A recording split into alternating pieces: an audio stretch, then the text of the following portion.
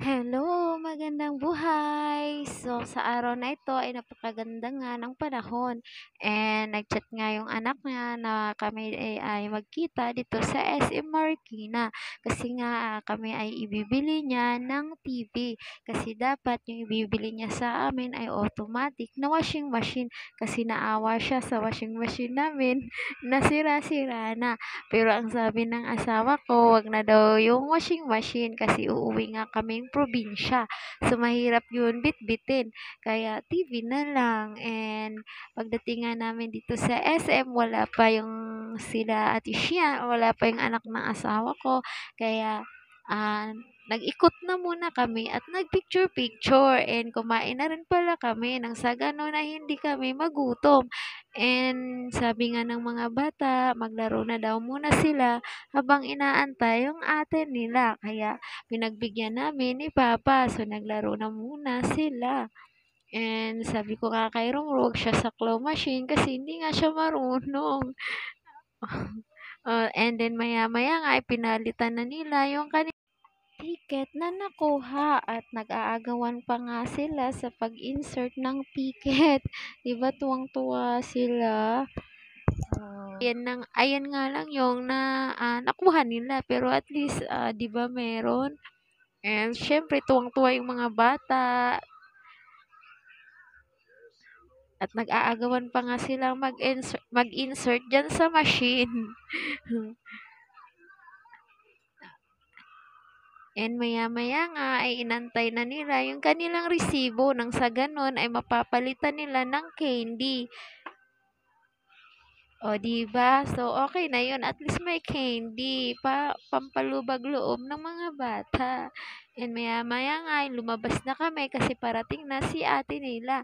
And ayan na nga, inakbayan na niya yung kanyang mga kapatid. At bago muna pala kami pumunta diyan sa toys and sa sapatos ay dumaan muna kami sa cellphone kasi binili niya ako ng bagong cellphone at si Benz. 'Di ba ang bait?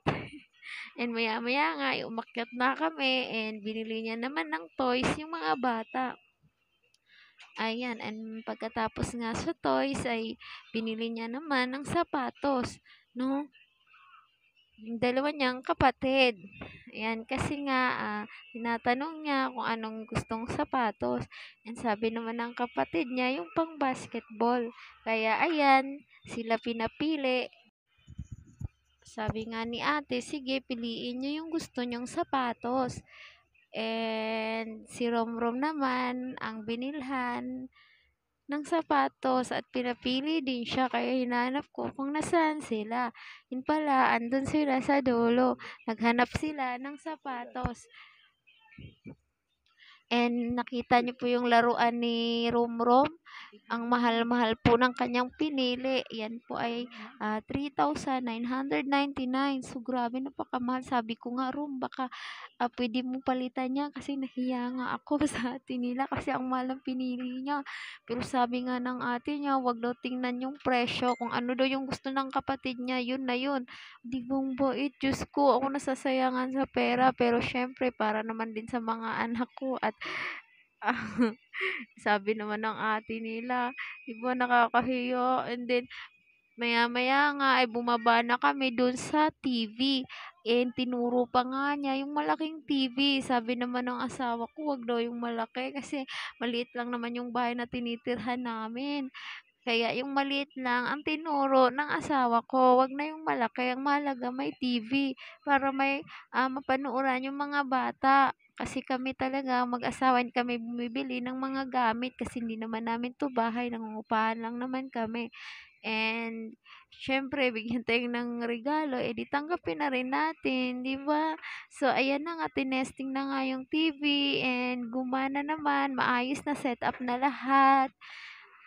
Para pagdating sa bahay ay paganahin na lang at ayun na nga, hirap na silang magbitbit ng kanilang mga binili ng kanilang mga ate. O 'di ba ang bait ng anak ng asawa ko. So maraming salamat. God bless and ingat po tayo lahat.